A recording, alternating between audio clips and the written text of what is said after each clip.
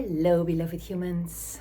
Welcome to today's transmission, Inquiry Exploration. The topic is the yearning of the feminine heart.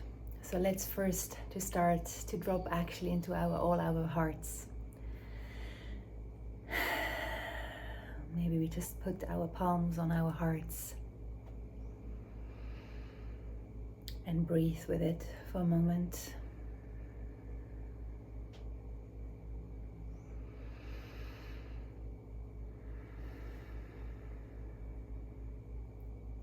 On this channel, we work a lot with the energetics and the archetypes and the frequency.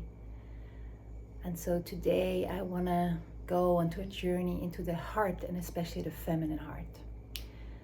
So yes, it is, the heart of most women, but also it is not in a sense only about gender. It's really about the archetypical energetic field of the feminine heart. And I'm gonna dive into this topic because this is a little love declaration to a few very dear, beloved friends of mine who are since many years on deep journeys of their yearning. So this is for you. You know who you are. I love you deeply, not only, but also. And first of all, I just want to say, in tantric traditions, we know that the heart of women is really our plus pole. It is our pole where we have a massive energetical resource, or like really a source of life force that is pulsing. And in our times, in our modern society, the way how women are seen and felt and supported and responded to, or even the systematic structures are not really supporting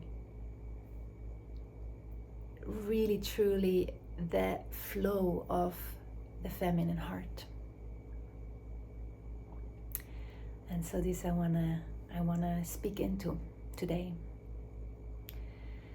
Very often it's women are reduced in biological functions, projected objectification, like sexuality, but also motherhood and taking care of the home.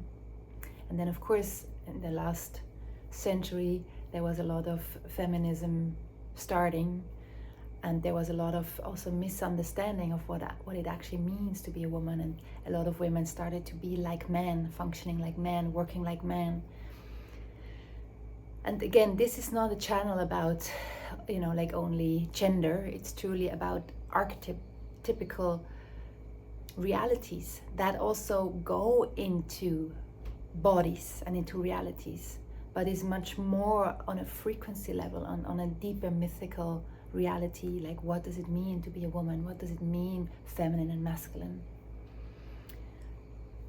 Like within each ourselves, and within the dynamics that we're living in and our structures. So this reduction of women and the feminine that has happened in so many forms, in the time that we are here living on our planet, it has created a lot of harm for all of us.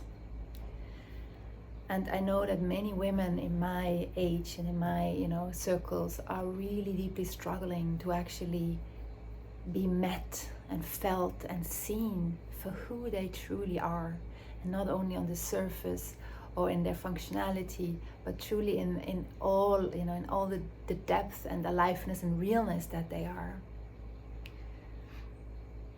And so there's a lot of insecurities or a lot of questions around why am I not felt and seen like that? Am I wrong? Do I do things wrong? What can I do differently?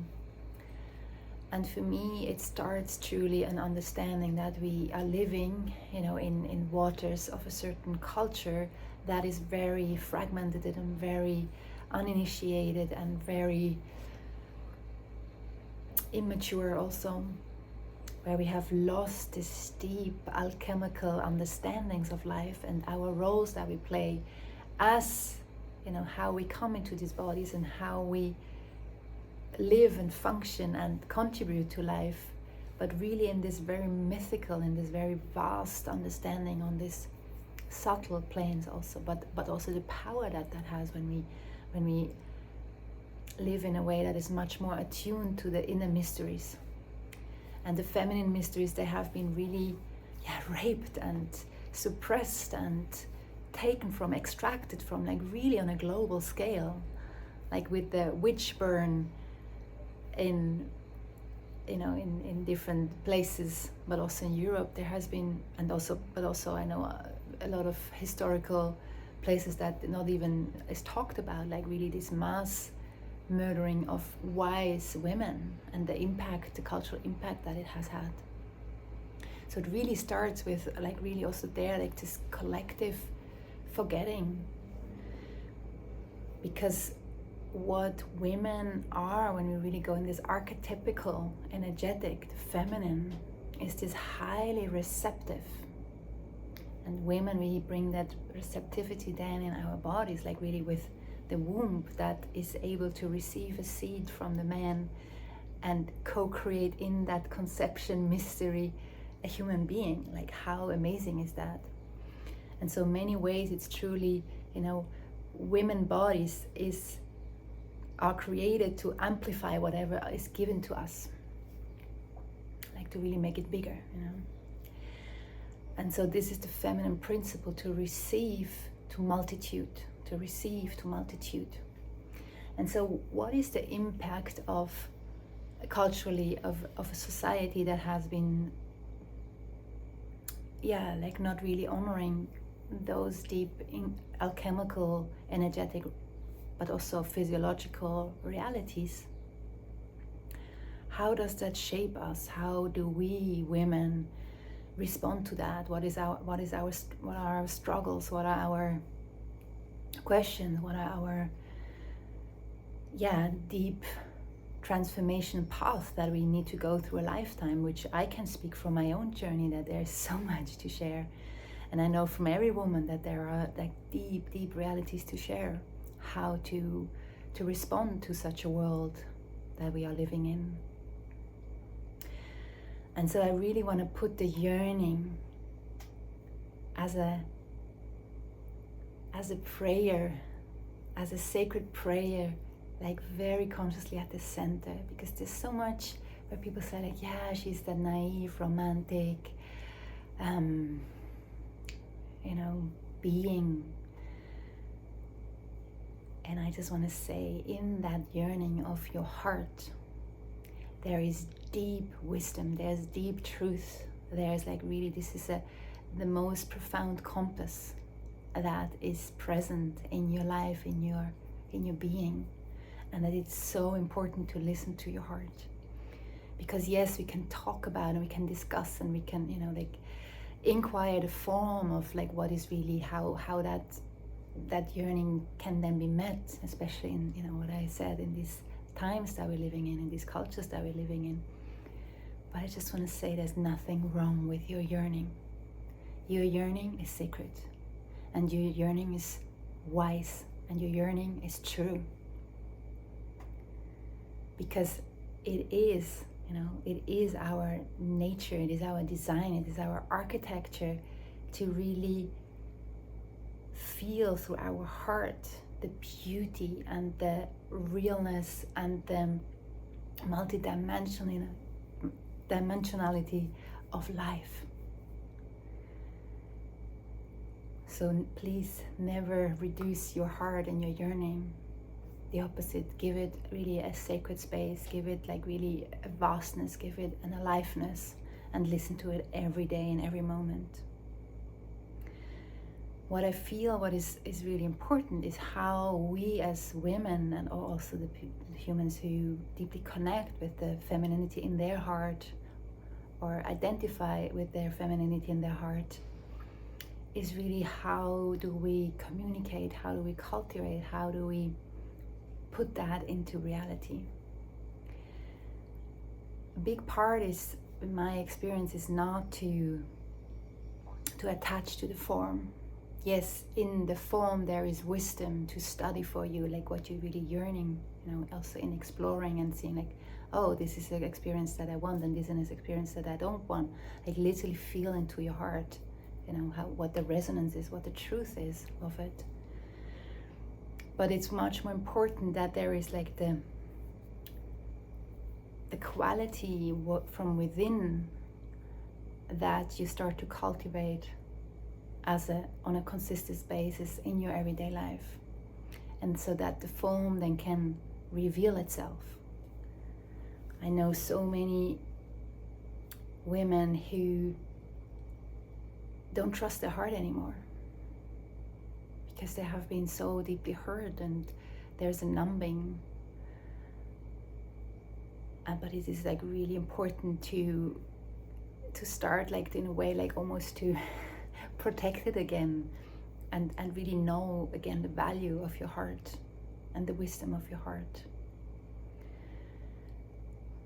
And as a next point, I want to also talk a bit about eros, our sexuality, and the heart, and how it is much more closer in feminine realities than in masculine realities very often. Like already physically, our womb and our heart is very close to each other. And also whatever we receive in our womb has a much deeper impact energetically, or real life, when we get pregnant. It transforms all our life, all our physical reality, and everything, that we are. So there is a much deeper impact in how our choices that we make. So there is a much more important listening in a way. Like, of course, it's also for everyone it's important, but women, we carry like such a deep consequence of our choices. And if we are not really precisely listening to our hearts and our bodies, which ultimately are really one organism and one, one being, we create a lot of suffering, not only for ourselves, but also for in the world, because we amplify. So it's truly this, how can we, again, like no matter what we have experienced, start to grieve, start to really use all the stories that have hurt us as a compost ground to heal our own hearts, and really trust our own hearts, and celebrate our own hearts, and listen to our own hearts again. Very often that is like not in these big shifts. It can happen in big shifts, but it's much more in this, this subtle spiraling, unraveling. The heart is also, it has not a linear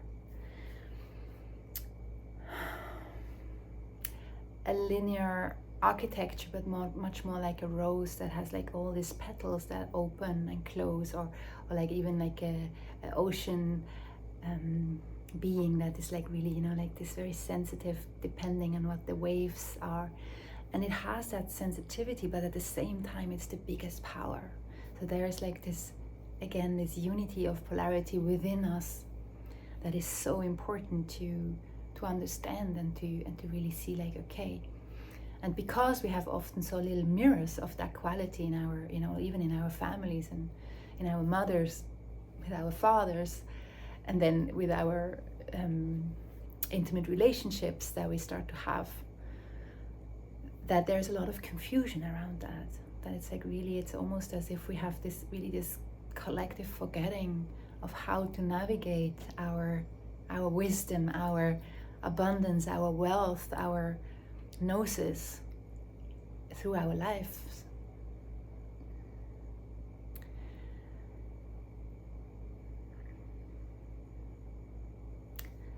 And so it's really to bring, that we can feel that our wombs in many ways are an extension of our heart.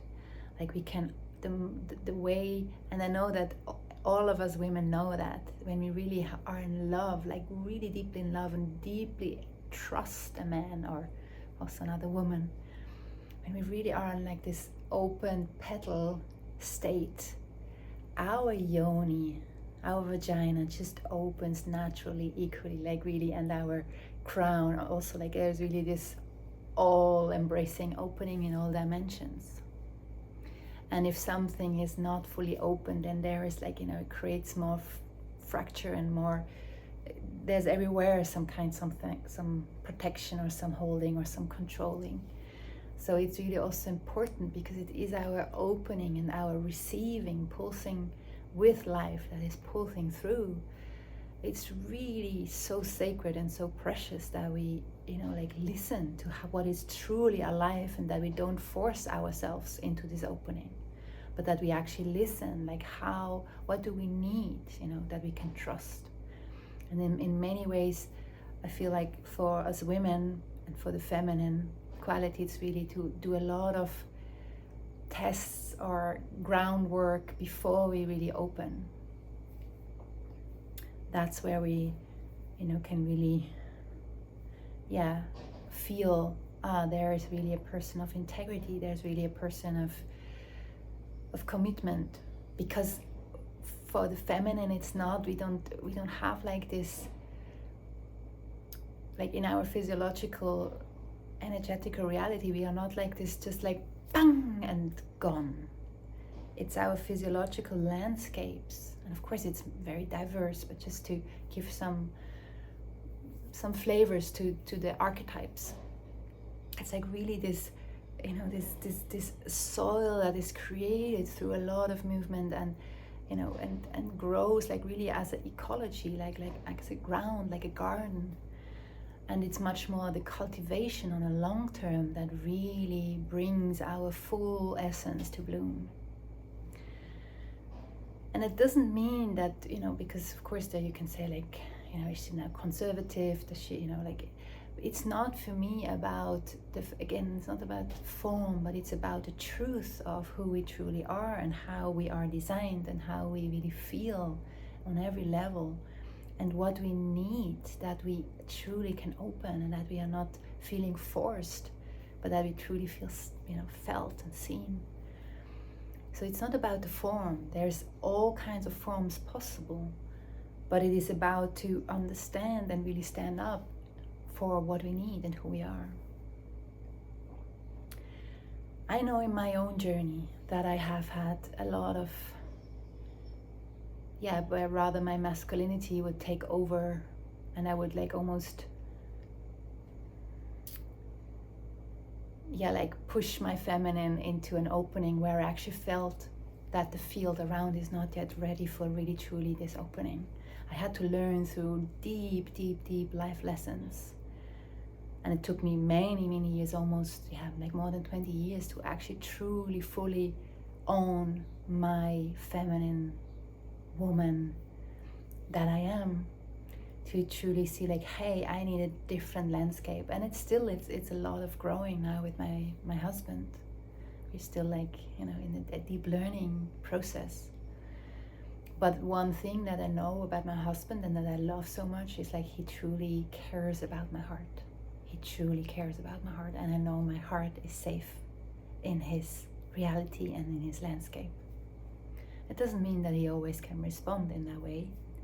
There we're still practicing, but in the essence, I really feel and understand, feel felt and understood, and cared for. And so what I also want to lean into, without like making anything, like put any pressure, or also not to simplify, but the way how we love ourselves is very crucial in that alignment. Very often we can be so harsh to ourselves, we can be so critical, we can be so like, punishing and bitter, and so there I just want to invite, when you can observe these traces, also from what you've experienced, to really become the most fierce, like in a way it's like that your masculine starts to protect your tender, powerful feminine, and really says like, hey, stop, this way we don't talk here in this house like that, this is not the kind of language that we want to use. And really start, become aware of how do you talk to yourself in the inner landscapes, and what kind of things do you cultivate in your everyday life.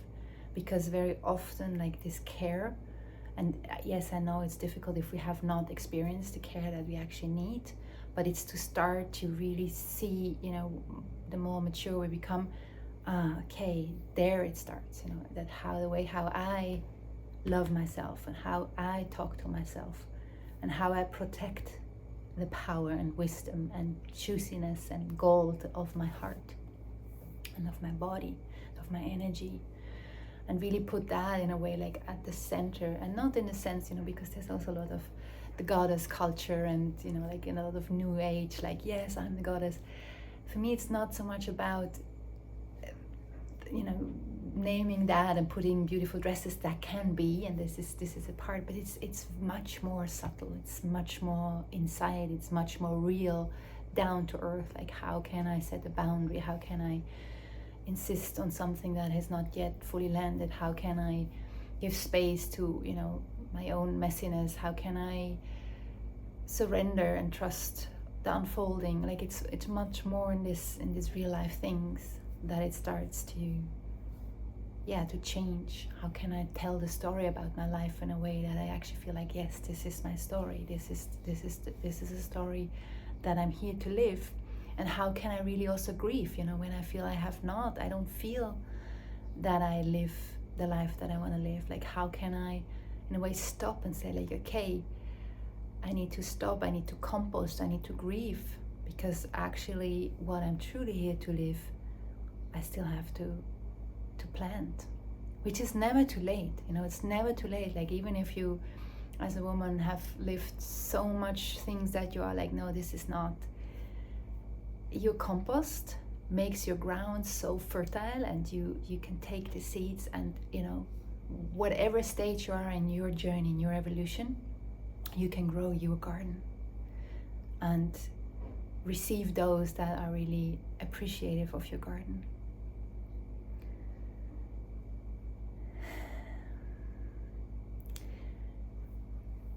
Yeah, I really like the gardening, and in many ways what I want to give here is also, often people say, like, yeah, the Amazonas, that's just a wild forest. I have learned in my permaculture education that it actually is generations of indigenous people deeply living with nature and actually really gardening, but not in our cultivated square gardens, but really the gardens of life.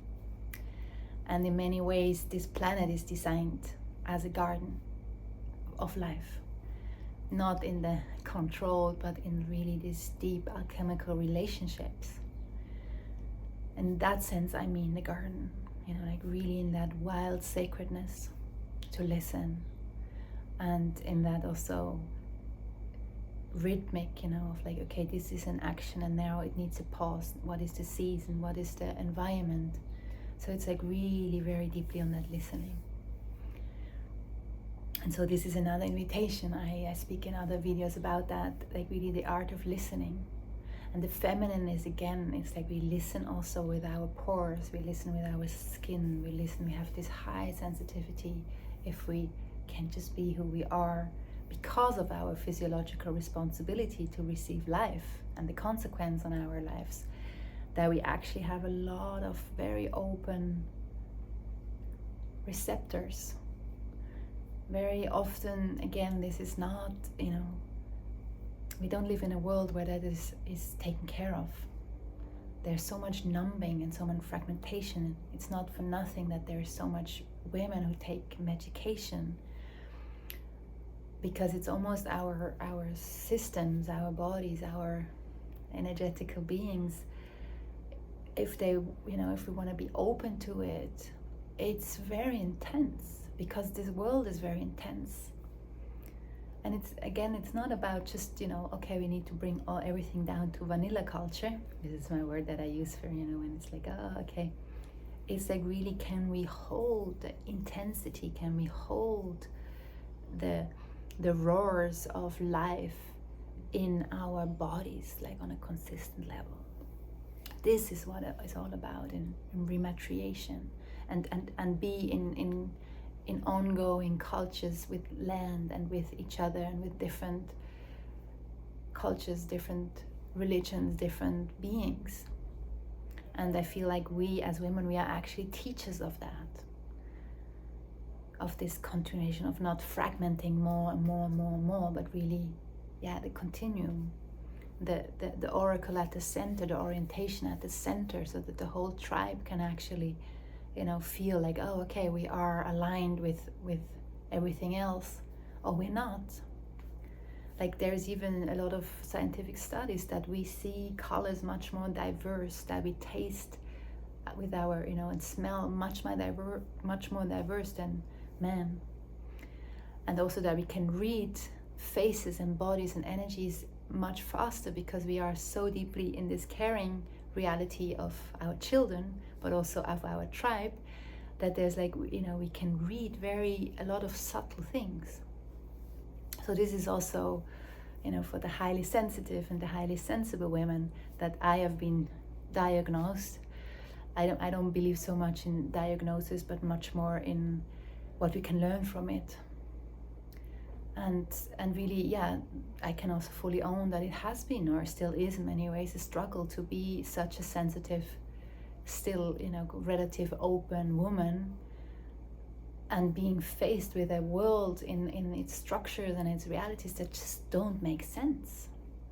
And I know this is for many, many like that. So for you, men, if you are looking this and hearing this, it's like really understanding your, your relationship to feminine hearts and bodies as a unity, also, like really as a soul expression, as a life force, and not, project and fragment of like, oh, okay, there I get this, there I get that, here's, but really as a walking, living, mythical creature in every woman, no matter if she's young, a child, or old, but really in all the different stages, matters massively for your own existence, for your own being.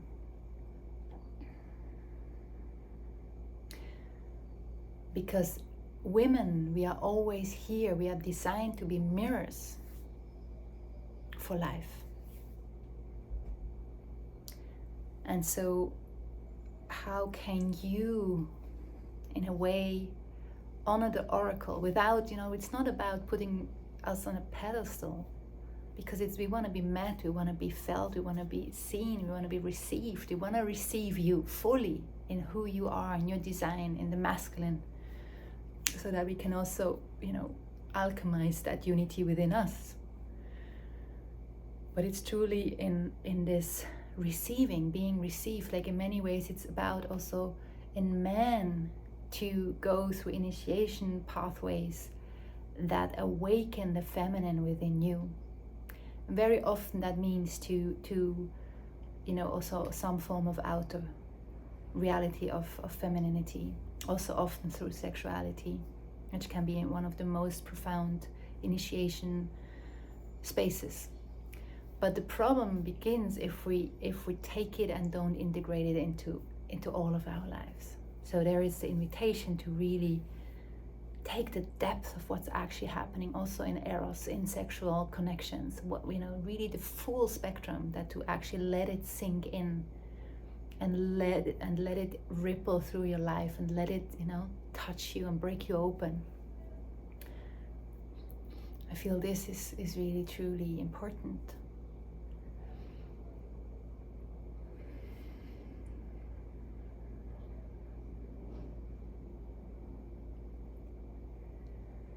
And for all women, again, let me just give you some real life examples of how you can cultivate a deeper connection to the wisdom of your yearning heart.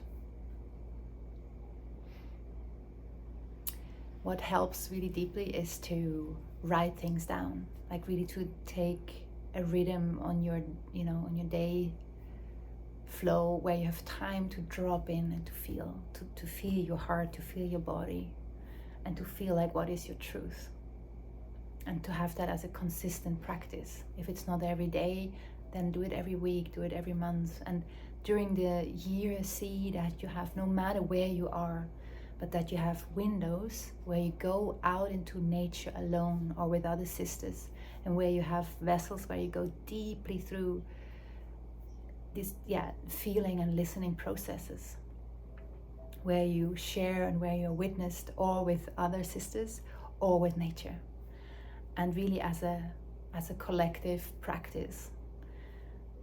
It's very important, because it's almost these are spaces, moments where you can really let go also of all the stories that you have been taking in, because we are very spongy, like our womb, but also there's a lot of spongy energy. And to really like distinct, like, okay, this is really the culture that I'm here to live or not. And so nature helps a lot. Nature is really for us the big mother. So work with the elements, with water, with clay, with the wind, with fire also.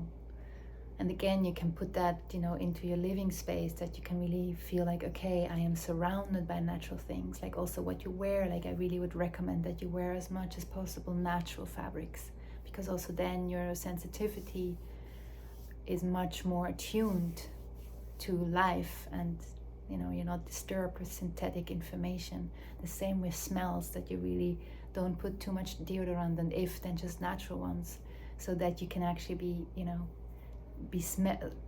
like that man can actually smell you, who you truly are, and that you can smell yourself also. So these are all parts of this deep listening to all, with all the senses. Then another thing that I feel like is really important, that you are meeting women in different stages of their journey. So be with children, be with youngsters, be with bleeding women, and be with elders who are in menopause. There I want to say, like, really also that these different stages of womanhood, they have all their beauty, and how crazy it is that we have like this eternal youngster as a cult, almost as a collective cult, as beautiful. Like we're there, it's also to understand like what true beauty is. It's not a frozen state of fertility, or even before fertility, and where women who are easily to control, but actually like really understanding that each stage has its beauty and its wisdom, and to connect with that, and to also prepare. Like I was so deeply touched when I went to Māa'ru, which is an intention community in Portugal, when Sabine Lichtenfels, who is one of the founders, she was giving us an exercise to imagine ourselves as erotic, empowered women in our 70s, in our 80s. And it was such a beautiful practice, and it still stays with me, like really understanding that my eros actually grows deeper and deeper the more mature I am. And this is something that I feel like is really important, these kind of understandings. And that goes also together with please, you have the wisdom, and there's ways to learn about our own bodies where we don't need to take synthetic contraception pills, because this also messes with our cycles and with our attunement of our hormones and our rhythms with the moon and with each other, and also changes on a hormonal and on a smell, like on every level. So there I would also invite you to stop with that and really see like what are ways, and again also there to listen with who you actually want to go into that space, because also being erotic and like letting someone enter your womb is always a place of death and life. That's womb creates, womb has this knowing of life, and thus also of death. And so to much more listen to your instincts and intuition and inspiration of who you actually want to let in, because there is a deep knowing, like your body knows. But if you confuse your body, if you confuse your being, if you can confuse your heart, then you start to fracture yourself more and more and more. So it's like really this deep discipline. Again, the masculine that protects your sensitivity and your sensibility and your sensuality also. And really listen to your yearning, truly, truly listen to your yearning. Like, make an altar for your yearning. Write down because in the yearning there are your values that you are here to live. There are your cultures for generations that you're here to live. In the listening of your yearning, it's a living library. It's a living library what you want to cultivate in your gardens. And this is not meant to be afraid of making mistakes. No, making mistakes. I have made so many mistakes. A lot of what I'm speaking now about comes because I was so deeply following my heart's yearning and making so many mistakes and learning for myself, but also for life and for my daughter. And so I'm very grateful also for the many, many mistakes. But I really have this discipline, and I really put that as a key to listen again and again to my heart, and again to my yearning, and go through death cycles, massive death cycles in my life, of identity, of reality, of whatever, but to keep on listening and to really claim back, like, okay, I'm gonna not experience the full image of what I want to experience, but I'm gonna claim, like, the truth of what is truly living in me. So to take your masculine courage and warrior side archetype to really protect the deep noses that is pulsing at the core of your being.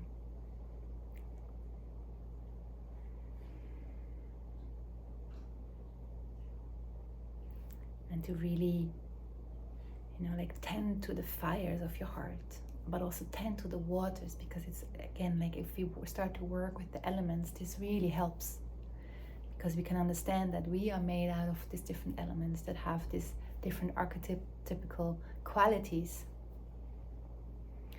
and we can start to truly let it reveal itself. Because I often say the biggest teacher that I have is life itself.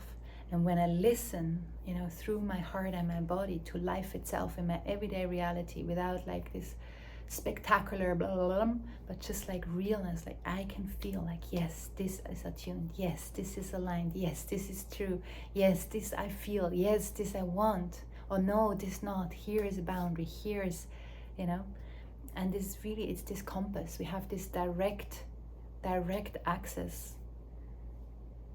to feeling what is true and what is not. So, for my dear ones who are maybe listening to this, it's never too late. You are exactly on your path, and I don't want to make your pain smaller. I know that this is a very painful experience, that your heart's yearning is not responded in the way how you yearn that it's responded to. But I just want to encourage you. I want to give you prayers and keep on practicing to truly listen to your heart and take that as your priority no matter what. For nothing and no one reduce your heart's wisdom and your yearning. And of course there may be layers where you see like, oh, actually this is a false yearning. I really mean this deepest qualities. That is never in the outside, it's on the inner realms, and then to let life see how it responds to these inner realms. Okay, this is it for today, and as always, if this speaks to you, like my videos, put a comment, ask me a question also for our next video, because I really go with the aliveness of the field around me, and I love when there is real life questions that I can respond to. And I just wish you so much love, so much love. Our hearts are the master. Our hearts is the true gold there is. And the deeper we live in this cultivating the garden in service to life, the more we can experience together the Garden of Eden that this earth is. Big kiss. Ciao.